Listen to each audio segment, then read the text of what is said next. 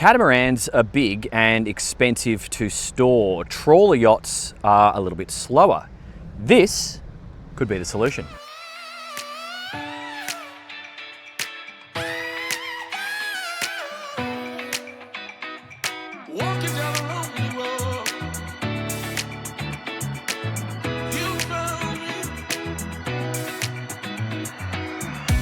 A sailing yacht inspired hull, 1,000 nautical miles range at 8 knots, and space equivalent to a catamaran. We've got 6 meters of beam. I'm sorry, I don't know what that is in feet, so please jump in the comments if you do, my American friends. And for those of you watching from America, this boat will be on display at the Fort Lauderdale Boat Show later this year, so make sure you check it out. This, ladies and gentlemen, it's the Omicron OT60, built here in Greece.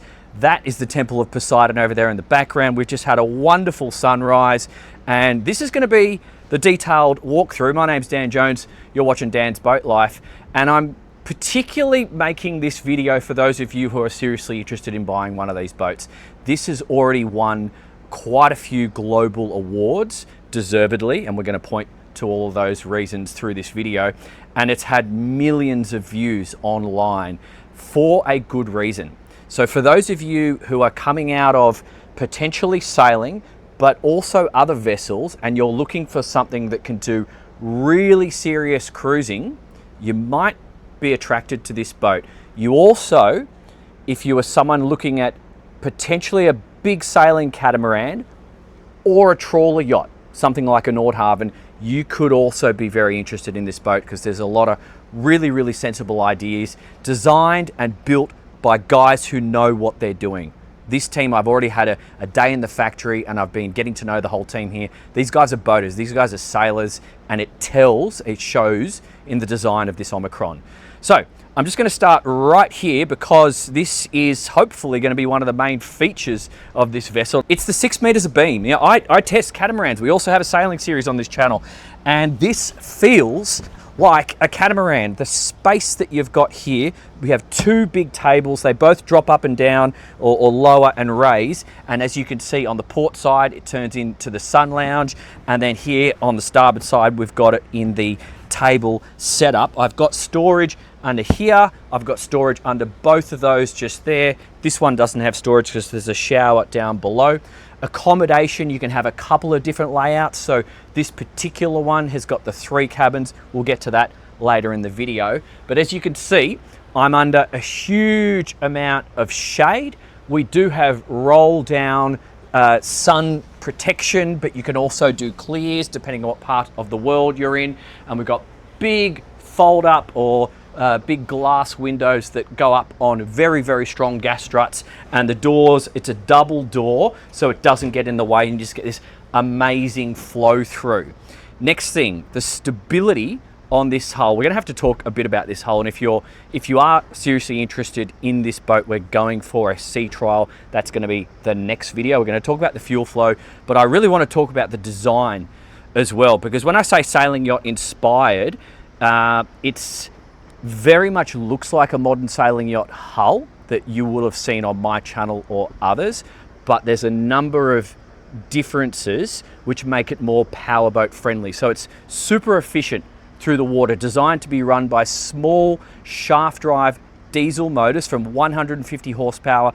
This one's got the 250. You can option it up to 370, and you got an optimum cruising speed for range at 8 knots. But you can also do a nice, comfortable, fast cruise at 12 knots. This boat will do 14. The next boat with the bigger motors will be pushing 20 knots, wide open throttle. So to be able to do those moderately fast cruising speeds compared to sailing, that's fantastic. Because a lot of you sailors are going to be going around at 5 to 6 knots. Doing 12 would obviously halves the time. So it's a really interesting concept. I'll keep talking about it as we go. Underneath me right here is access into the engine bay, and then underneath these 2 hatches, these are the deep storage and drained fender lockers, and we've got walk around on either side, but on the port side here we actually have the wing station.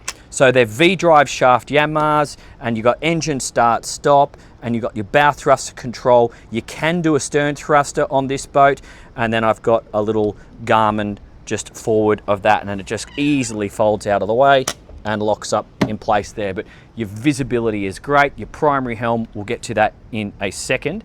And we're on the natural teak decks. You don't have to have teak all the way forward if you're in a part of the world where that's not of interest to you, and you can just do it in this space if you wish. So the good ideas are everywhere on this boat. This 6 meters of beam allows us to have really, really good form stability. When I say form stability, I mean the inherent stability of the hull itself. So right now we do not have a stabilizer on this boat. You can option it with active fin electric stabilizers if you wish, but we are exposed to the ocean. We've got Greek ferries going past giving us waves, and this is the amount of rock we have. So there's a very valid argument to not needing any stabilization on this boat, because this big, wide, flat stern that tapers off on the edges gives us stability. And it also has a keel, this boat, so that it tracks very nicely in forward and reverse. But let's come down and have a little look. So from an operational perspective, if you're not a powerboat driver, if you're a yachty, you're actually gonna feel at home driving this boat. It's arguably might be as easy or a little bit easier than your sailboat parking at the marina, having that wing station out the back there. So, you know, just think about that. I want to point this out. This is the passerelle. Now, if you're looking from outside of Europe, the passerelle is a gangway or a boarding platform that basically hydraulically extends from the back of the boat and allows you to get on and off the transom. But it is also been designed to extend this terrace out the back here, so we've got more space. But when it's in operation, all you have to do is lift this up, and this gate gets out of the way to allow you access to the passerelle. It's actually a 400 kilogram davit lift. So this is your tender storage. So it's a beach club, it's tender storage, it's a davit lift, and it's also extra space for the terrace. Love that. Sensible, good thinking, good use of small spaces. So these are your chock points for your tender cradle when it's deployed. These hatches here and here give you access into your steering gear. That's another thing we need to talk about. The amount of redundancy on this boat, it's everywhere. So we actually have multiple steering systems and multiple backups. So if you lose one, you've got others to refer to. Also, the cleats. There's oversized, big drop-down cleats right the way throughout this boat, and you'll see that as we make our way forward as well. We've got the ability underneath, not on this one actually, on the other one I saw yesterday, to tie some fenders and lines underneath here, but we also have the fender and rope storage just forward. And underneath these stairs and those stairs, they actually hinge up, and that's another place to stow some fenders and items should you wish. And you could also throw a couple of lines, or you could even tie them to this stainless bar here. If you're doing your Mediterranean style mooring, you are going to be using the winch, so you can actually just get your dock line through the fair lead there, around the winch, and you can power it up with this button just here. This base, this stainless steel base here, is for extra sunshade. So they've got a mesh shade which attaches on the trailing edge of the roof there, and it goes to some poles which secure here, and the same again on the other side. And it's a little bit super yacht vibey when you get on this boat at the dock, because of the beam and because of this feeling. Just when you're backed up at the marina, it does have a little bit of that bigger boat vibe than what it actually is. It's very, very pleasant. It's very inviting. This, just a small barbie. Nice little Kenyan setup there, a couple of little drink holders, got a heat plate. I've been using it to launch my drone the last 2 days, so it's kind of handy for that. So we've got the fixed protection from the roof. We've got some nice inner linings. We do have some down lights, so we can protect this whole area with the drop down canvases, as I mentioned. We've got a reverse camera just here, also for security. We've got fusion speakers dotted around. The passerelle control is actually done with this gauge just here. And let's start making our way forward and we'll check out the bow, because we've actually got a whole little party space up on the roof on this boat, should we wish. Ventilation to the cabin, but also escape hatch size, so that's handy. We do have windows, but they're not technical, they're just simple sliding forward and back windows, so that's never going to break. Love the concept behind that.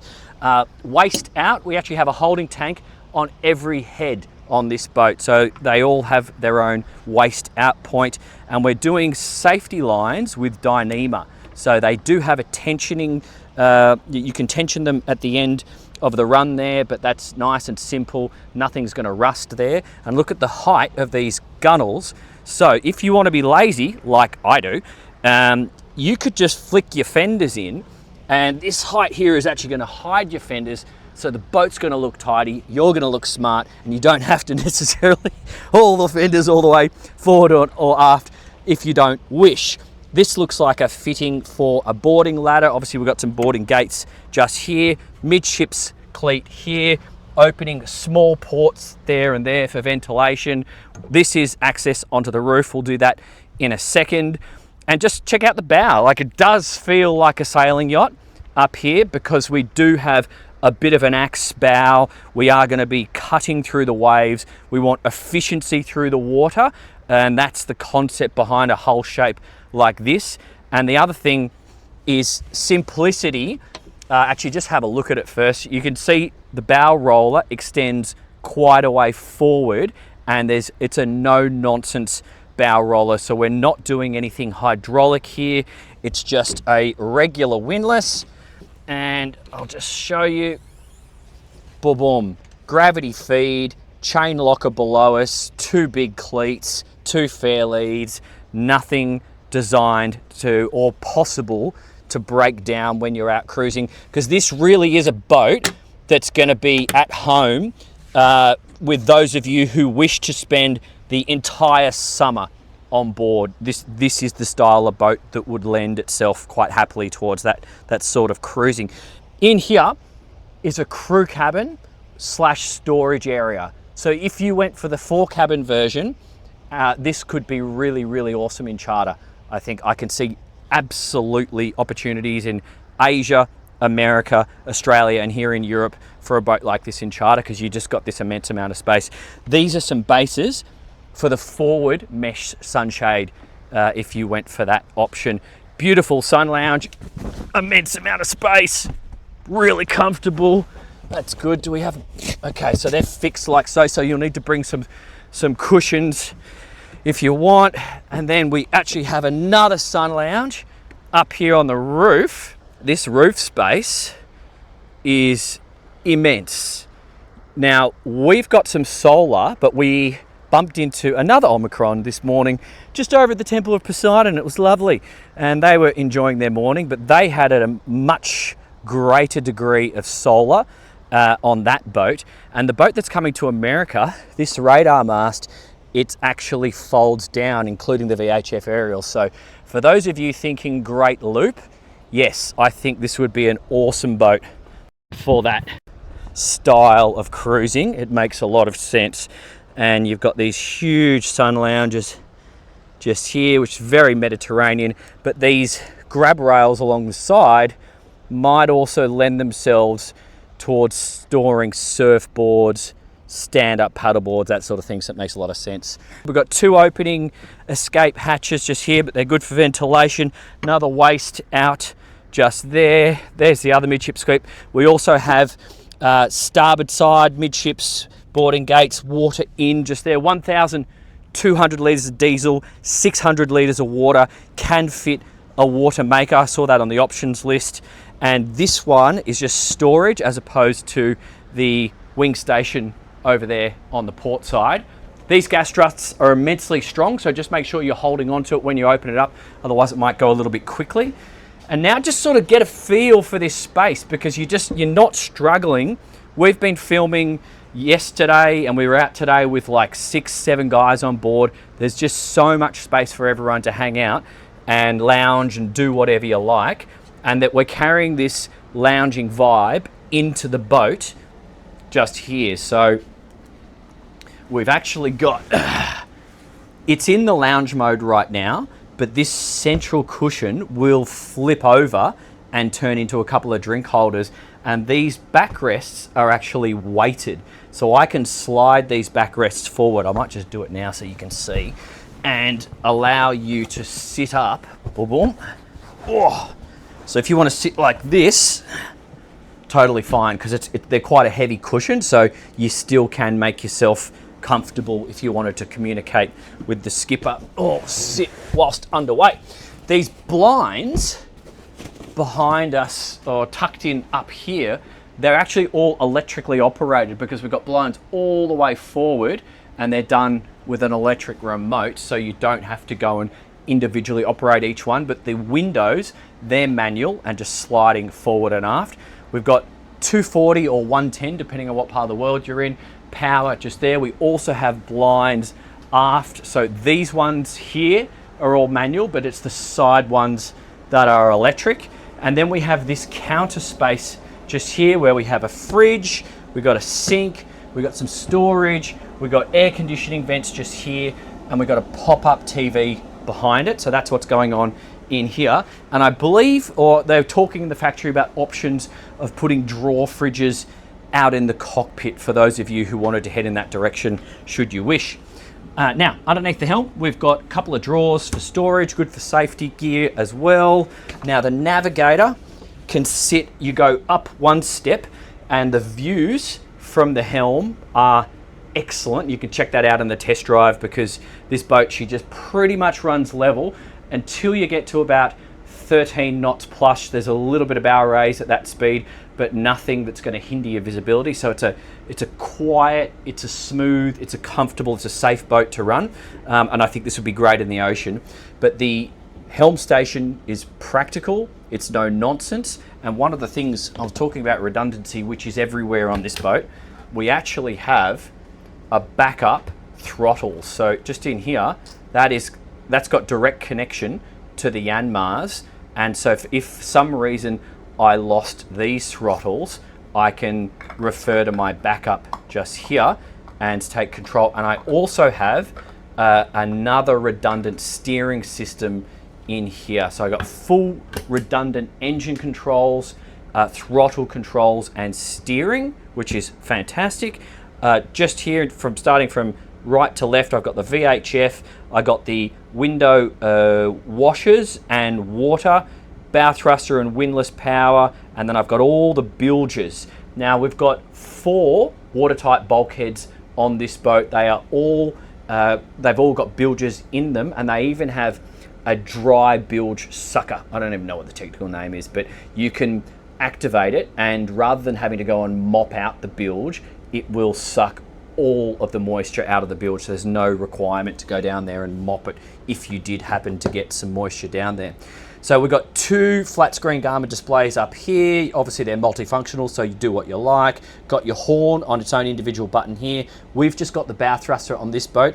You can put a stern thruster. The one going to the States does have a stern thruster, and it's in the keel running down the center line aft. We've got our throttles just here. You can do single lever, quick anchor windlass, that's operating the chain, but we do have a remote control for that as well. We've got our Yanmar engine diagnostics display, but we do have a feed out for the Yanmar up on the screen if you want to have that on the big display. And then your digital start stops, so your ignition buttons are here, and then your start stops are below. The Fusion stereo control, beautiful wheel, really comfortable with some rubber back just there, and it does have some adjustability built in. And then the helm chair, we do have the flip up bolster like this, and it's got the possibility to go forward and aft. You just got a lever here, and it will actually go that far forward and that far aft. So with me standing at the helm, I'm 5'7", that's my arms outstretched. So it's gonna be fine for a tall person to be operating this vessel. And then in terms of your legs, if you had long legs, that's how much space you have there to fit your legs in if you're sitting and driving. And I just don't think anyone, any tall person is going to have any issues, because wait till you see basically the atrium down downstairs, it's epic. So there is a chart table here and full chart access, and we also have digital switching for a lot of the boat's systems, just accessible via the Garmin. But come on down here, you come down these stairs, you got a good handrail, we're onto an immense living space. Just get down and get a load of this. There's a couple of reasons why I like this. A, with the roof line being meters and meters and meters above our head, it feels like a luxury home. But if you were, just think this through, if you were at a marina backed into the dock and you essentially wanted to get away from the visibility of everyone walking the docks, this is the perfect place to do it. If you wanted to come down and set up a little home office, this is also potentially the perfect place to do it, because you've got visibility over the water, you've got privacy, but you also feel like you've got a lot of space. We have access to natural ventilation. That's really good, this boat. There's opening ports everywhere. I've also got the air conditioning. It's Corian-like, but it will drop down and turn into a bit of a day bed as well. We've got a storage drawer underneath. I'm not going to open everything on this boat because this is a privately owned boat. Thank you to the owner for letting us borrow your boat the last couple of days. And so I'm just going to respect his and her privacy of their personal items. But it's worth pointing out that the furniture, so this veneer, it's not real wood and it's not meant to be, because this is super hard wearing. You can actually scratch it with your keys and it won't leave any marks. And internally, the timber makeup of these panels is designed to be 30% lighter than a lot of the interior timbers that you'll find on most boats. So the main bulkheads, we have foam with 2 layers of sound insulation material, and then the veneers on the outside. And these other walls are designed for sound insulation, but lightweight. So it's quite clever. Now, this is the 3-cabin version. There is a 4-cabin version, but comes straight into the master. And, well, no, is this the master? It feels like it's 2 masters. I think the master's forward. This is the VIP, but it's so lovely. I'm thinking of it as a master because those of you who are Catamaran fans, you will immediately recognize this layout, having a beautiful big window, sitting up in bed and looking out over the views. That's the sort of experience you get on a lot of cats. We've got storage underneath here and here. That's deep. We've got hanging lockers, more storage. As you can see, this person on the inside of the bed actually has space to slide out and walk around the bed, so you're not rolling over this person if you've got to get up in the middle of the night for a pee. Very useful. Storage drawers underneath. We've got a good amount of storage underneath this vanity area here. We've even got some pockets, some reading lights, more storage up overhead, light switches. These floors are a special material, so they are like a foam core material. They're using it in the engine bay, on the floors, and also the roofs. It's for strength, for longevity, and lightweight. So you go through that door and I'll go through this door, because this is access, private access into the head, but it's also day head access. So that's the door we use for day head access, and this is the door, obviously they're lockable, that we use for private access. Beautiful vanity, storage, loads and loads of storage, and this is a theme, proper separate stand-up shower with bucket loads of room. Bucket loads of room. So you could be quite tall and you're going to be happy with this boat. Opening port for venting, but we are on the air conditioning today. So really, really good. Now, we'll quickly focus on the switch panel because someone has made this with a lot of pride. I do enjoy seeing this.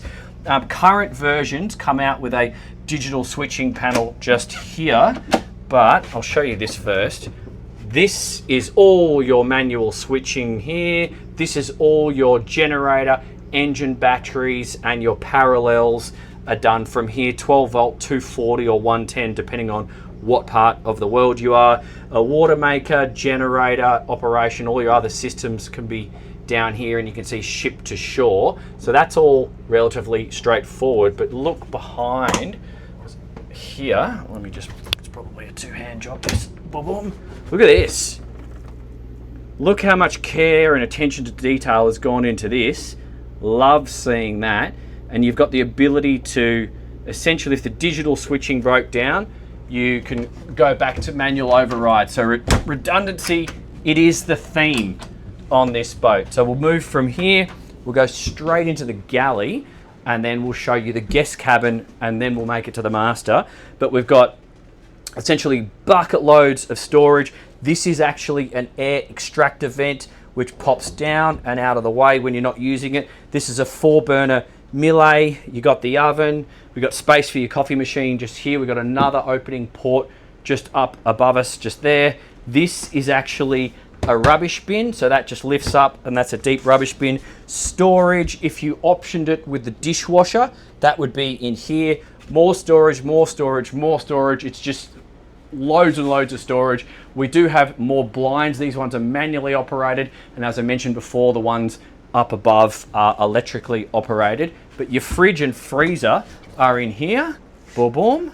And this one does have an ice maker. You fill it up with water, and the ice drops down into this top shelf just here. So that's how that works. And then you've got, if you wanted more refrigeration, they would actually put another fridge optionally in this area if you chose. But we go down these 2 stairs into the guest cabin. Again, space, height is the feeling. Because it's got quite high gunnels, high sides, there's a bucket load of headroom in this thing everywhere you go. So nice overhead windows. We've got an escape and also natural air ventilation via this hatch here. We've got an opening port there. We've got hanging lockers. We've got drawers underneath both of these beds, and these are big, decent single beds. These are very, very spacious, quite long. So tall people are going to be really happy in this boat. And we've got more hanging storage, reading lights, and then even, I like this. This is very sailor, but that's great. You put books and bits and pieces, just throw them and get them out of the way. And these fiddles are everywhere. They're rounded and you're good for throwing things, but also holding on. So this is the head for this cabin, but once again, separate stand-up shower, decent amount of headroom, good vanity, towel racks or towel hooks, and natural ventilation for venting this space if you don't want to use the AC. But let's go forward from here and check out the master. So it does, I mean, tell me what you think in the comments, but it feels like a real home down here, and I like having this separation from beautiful, expansive on-deck living space to down here. It feels a little bit more cozy. So you have that option for privacy and just feeling like you're at home, which I think is the vibe that many of you are going to be going for if you want to do some long-term cruising. See why I got sort of confused about VIP and master? This is lovely, but I think it's great having the option of that other one. But we've got 2 big ports on either side with opening hatches as well, and we've got these circular ones as well. So we've got 1, 2, 3, 4, 5 options for natural air ventilation, and then windows everywhere. They've all got blinds, a huge amount of space. You know, anyone could sit up in bed here. You've got these little lockers on either side. You've got these lovely little seats, and so everyone can move around the bed. You've got your own little vanity type area here with the mirror. That's lovely. We've got charging stations, so you could put electronics. You could even stack them up here. And even now we're getting exposed to some ship wash or some little bit of boat wash coming through, and you can see the form stability of this boat. We're not rocking around excessively, which is quite nice. Now, it doesn't finish there. We actually have a separate head and shower in the master, so it's lovely. We've got towel racks, opening ports, really, really nice plush vanity, and then we've got separate shower in this one, which is beautiful. Look at that, and I'll just stand in there for perspective. Heaps of space, like no problems at all on this one. And you've got more storage just in here. I said I wasn't going to open everything, but I had to show you that one. So what shelves just there, and you're not struggling whatsoever. So from here, I think we'll go and check out the engine room. So pay attention to the insulation. It's very effective. Check that out in the next video. If you're interested, come on down with me. I'll grab the camera. So the engine bay, a little bit different to what you would perhaps be used to on many motorboats. So V-drive shaft, these are the 250s. They do look incredibly small relative to the size of the boat. But the headroom in here is actually really good. So we can just see chillers and batteries. We're looking at the starboard side now and see some fuel filters. Then we look forward on the bulkhead. We got power distribution. We've got the genset on the center line just here. And then looking over on the port side, we've actually got the port motor. You see the water maker, exhausts, and it's worth pointing out that if you look through here, it's actually a see-through access port. So if you had some flooding in the aft of this watertight bulkhead, you can actually look through and check first. So it's a nice little redundancy there. And I'm not sure if I can lift up this floor, or it might be a bit hard to see. You can actually see down into the keel, but it might be better for me to use some of the shots that I took in the factory yesterday. But very workable engine bay. Space is plenty and enough to get around and do your thing. So if you need to come down and do some regular checks, this is a good space to be doing it.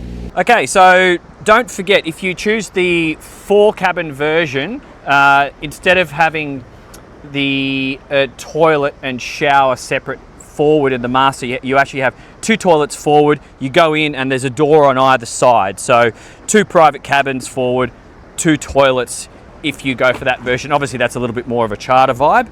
How good is this? I told you it was a bit of a beach club. Love it. Oh, so I think I'm just going to chill right here and give you my verdict. Then we're going to lead into the next video.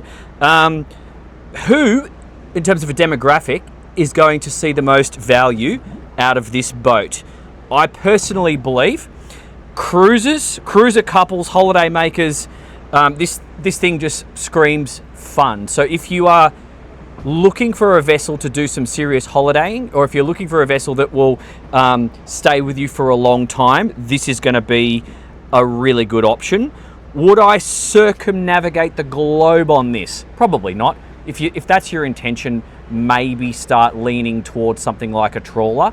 I can see this boat being absolutely fantastic here in the Mediterranean, absolutely fantastic cruising the entirety of North America, absolutely amazing cruising up and down the coast of Australia, New Zealand, and in Thailand, for example. So if you're someone who has those sorts of adventures, is it capable of crossing oceans? Absolutely. I checked the thickness of the glass.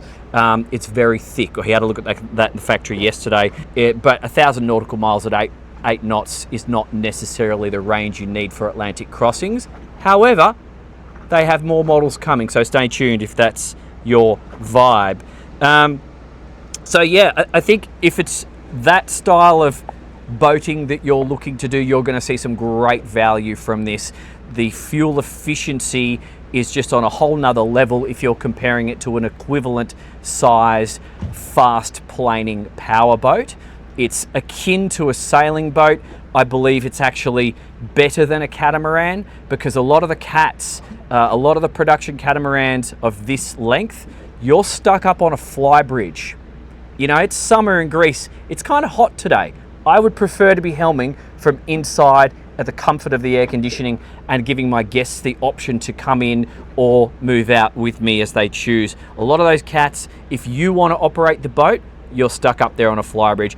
Okay, I understand if you're an owner driver and you're looking at a power cat or a trawler, it might be slightly different, but on the trawler side of things, their speed averages, they are that little bit slower than what's possible on this. Some of the design feedback, things that I observed that I liked, we got shallow draft.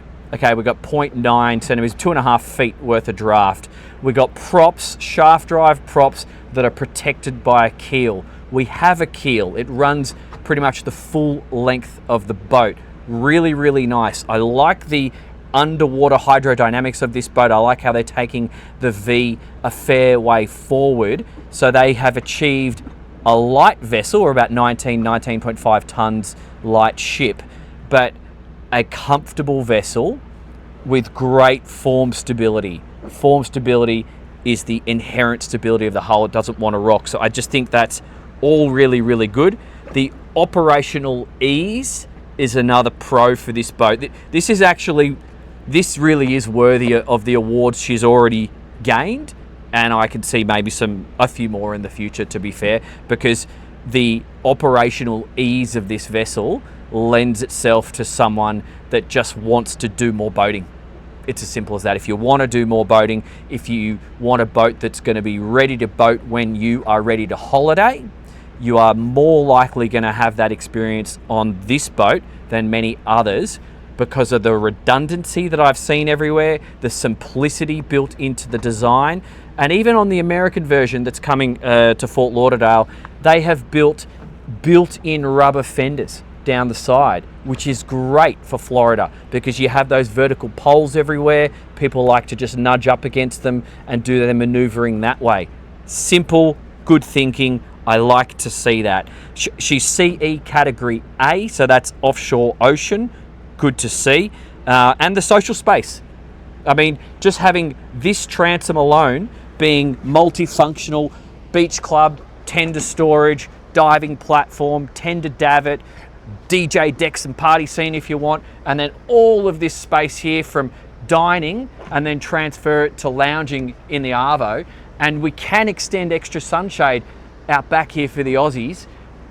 Yeah, it's really hard to beat. 6 meters of beam, feels like a catamaran, behaves like a boat that's a lot easier to operate, and I'm liking this thing a lot. Yeah, in terms of considerations, I think I've covered them all. You really need to think about what part of the world you're in as to whether you need active fin stabilization.